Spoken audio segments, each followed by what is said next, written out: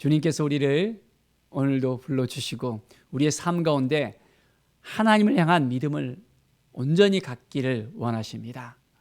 우리의 마음에 기쁨과 감사가 흘러넘치고 하나님께서 부으시는 그 은혜 가운데 우리가 믿음을 가지고 이제 매일매일 승리하는 삶을 살아가는 것, 하나님께서 우리를 통해서 행하시고자 하는 것을 우리가 깨닫고 이제 매일매일 온전한 마음으로 믿음으로 살아갑시다.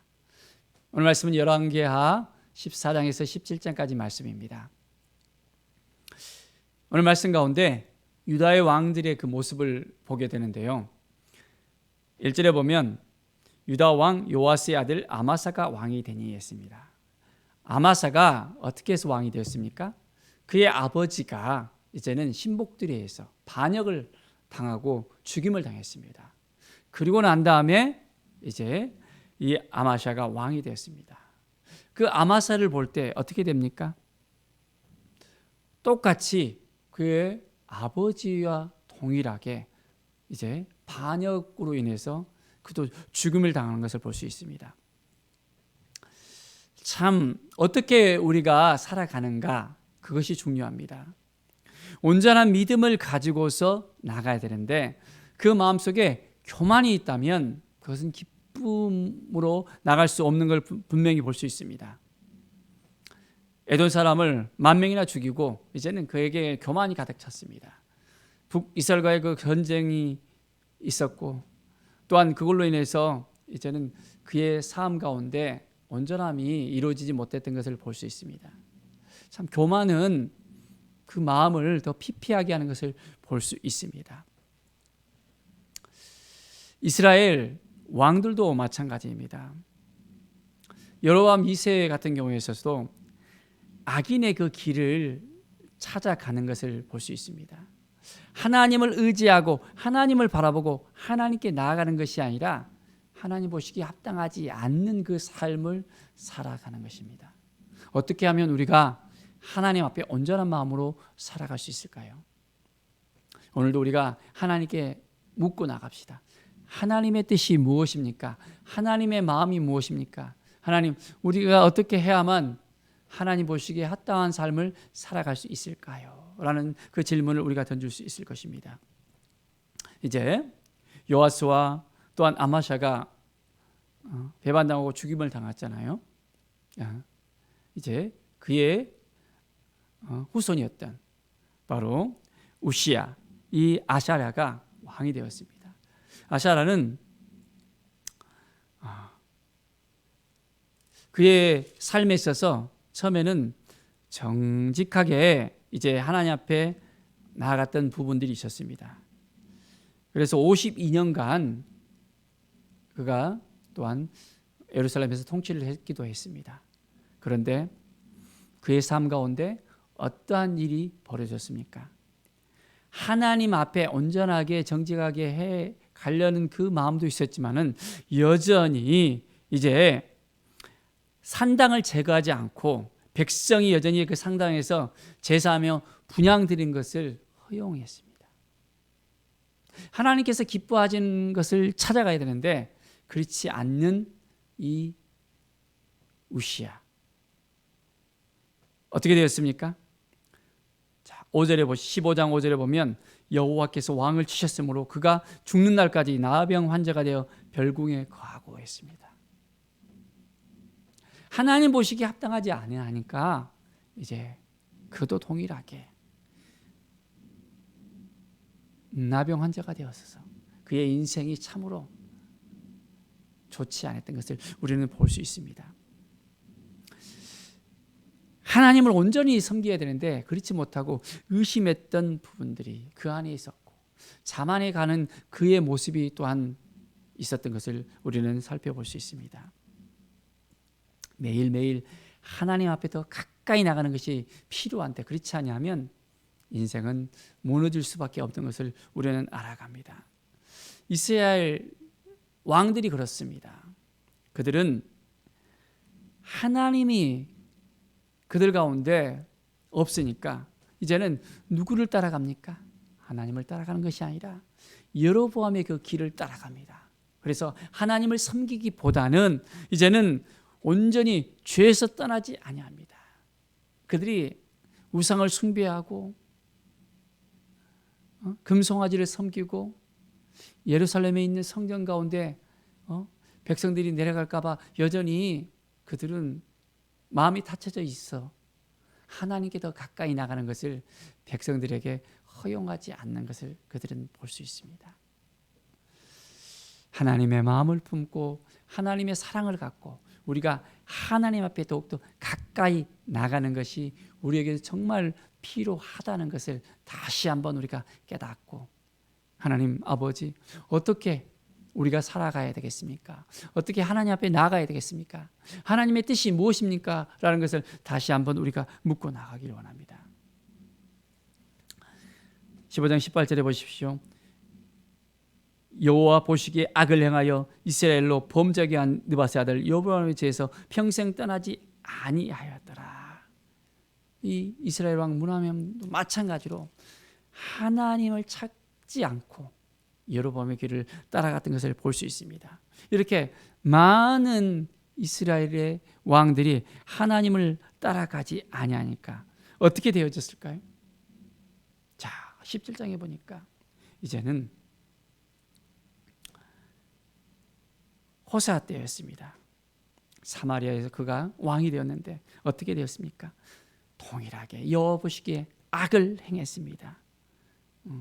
이제 야스로 왕 살만에셀이 또 올라와서 또한 조공을 바치라 하고 또 애굽을 또한 섬기면서 조공을 또한 바치지 않고 이제 3년 동안 아스로 왕이 찾아와서 바로 이 사마리아를 갖다 완전히 역사합니다.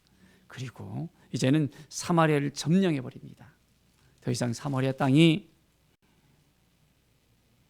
이스라엘 사람들에게는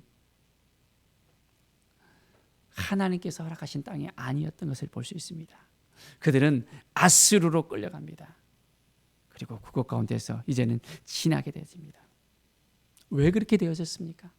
하나님을 신뢰하지 않았기 때문입니다. 하나님을 의지하지 않았기 때문입니다. 하나님을 경외하지 않았기 때문입니다. 하나님 모시기에 합당한 삶을 살아가야 되는데 그렇지 못하고 여전히 그들은 믿음의 삶이 이제는 온전한 삶으로서 하나님께 나아가는 것이 아니라 여전히 방황하는 그런 믿음을 볼 수 있습니다. 하나님을 찾고 찾는 믿음이 아니었습니다. 다른 것을 추구하는 믿음이었습니다. 다른 것을 찾아서 그들의 마음을 흡족하게 하고 이제는 그들의 마음이 이제는 시원해지기를 원하는 것이 이 북이스라엘의 그 모습인 것을 볼 수 있습니다. 17장 11절에 보십시오. 여호와께서 그들 앞에서 물리치신 이방 사람 같이 그곳 모든 산당에서 분향하며 또 악을 행하여 여호와를 경노하게 하였으며 하나님이 경노하셨다고 했습니다.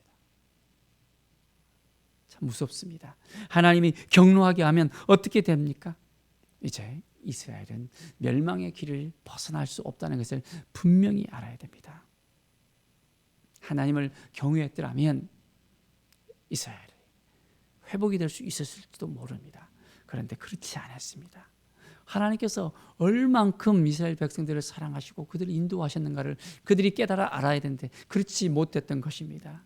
36절에 보십시오. 오직 큰 능력과 편팔로 너희를 애굽에서 인도하여 내신 여호와만 경외하여 그를 예배하며 그에게 제사를 드릴 것이며 했습니다. 하나님만 섬기며 하나님께 예배하며 하나님께 나아가야 되는데 그들은 그것을 놓쳐버렸습니다. 하나님께서 베푸르신 그 모든 것을 그들은 놓쳐버렸습니다.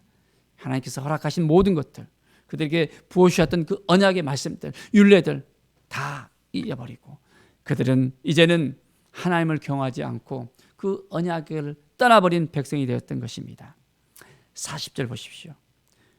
그러나 그들이 듣지 아니하며 오히려 이전 풍속대로 행하였느니라. 하나님의 음성을 듣지 않고 깨닫지 못하고 하나님 앞에 나오지 못했던 그들을 우리는 볼 수 있습니다. 자, 어떻게 해야 될까요? 어떻게 하는 것이 하나님께서 기뻐하신 일입니까? 너무너무 우리가 잘 알고 있죠. 하나님을 경외하는 삶, 하나님 앞에 무릎으로 나아가는 삶, 하나님의 뜻이 무엇인지를 깨닫는 삶. 하나님 보시기에 우리는 매일매일 합당한 삶을 살아가야 되겠습니다. 우리가 매일 믿음으로 하나님께서 기뻐하신 일을 쫓아 행할 수 있어야 됩니다. 믿음이 아니고서는 하나님을 기쁘시게 할 수 없다라고 분명하게 말씀하고 있습니다. 믿음의 삶 오늘도 우리가 살아가십시다. 말씀의 삶 오늘도 살아가십시다. 우리에게 능력을 주시는 하나님을 의지하면서 하나님의 은혜를 우리가 오늘도 사모하면서 한 걸음 한 걸음 나아가는 것입니다. 정말 하나님을 신뢰하십니까? 하나님이 우리를 도와주시고 함께 해주시고 인도해 주실 것을 믿습니까? 그렇습니다. 하나님이 우리를 사랑하신다는 것을 늘 잊지 않고 믿음으로 나아가는 것이 정말 필요합니다. 우리에게 주신 그 말씀을 붙들고 이제는 하나님 경외하는 것 절대 잊지 않겠습니다. 하나님만을 바라보고 나가겠습니다. 하나님 도와주시고 함께해 주십시오. 고백하면서 오늘도 온전하게 하나님만 바라보는 우리의 믿음의 삶이 되어지길 바랍니다. 하나님께서 하나님의 손을 붙잡고 나가는 우리들을, 하나님을 의지하고 나가는 우리들을, 하나님을 경외하는 우리들을 잊지 아니하십니다. 새 힘을 불어넣어 주시고 새 능력을 주시고 우리에게 약속하신 그대로 오늘도 우리를 통해서 행하십니다. 코로나 가운데서 우리가 너무 힘들고 어렵습니까? 하나님을 의지하는 것을 잊지 마십시오. 하나님 앞에 온전히 나와서 예배하는 것을 잊지 마십시오. 예배가 상실되어지면 모든 걸 다 이제는 잃어버릴 수 있습니다. 하나님을 찾지 않고 하나님을 경외하지 않는다면 우리의 삶이 무너질 수 있습니다. 온전한 믿음의 삶, 회복의 삶, 은혜의 삶을 우리가 온전히 살아가기를 간절히 축원드립니다. 기도하겠습니다. 하나님 아버지 감사와 찬양을 드립니다. 늘 믿음의 삶, 구원의 삶을 우리가 살아가길 원합니다. 하나님이 도와주셔서, 하나님이 함께해 주셔서, 하나님이 인도해 주셔서 오늘도 우리가 승리할 수 있도록 도와주시옵소서. 매일매일 하나님을 바라보고 의지하고 하나님께 나갈 때 하나님께서 우리를 통해서 행하여 주실 것을 믿습니다. 영광과 존귀와 찬양을 주 앞에 돌립니다. 하나님만을 경외하며 나갑니다. 하나님만 찾고 찾을 때 도와주시고 인도해 주실 것을 믿습니다. 주께 모든 영광 드리며 예수 그리스도의 이름으로 기도드립니다. 아멘.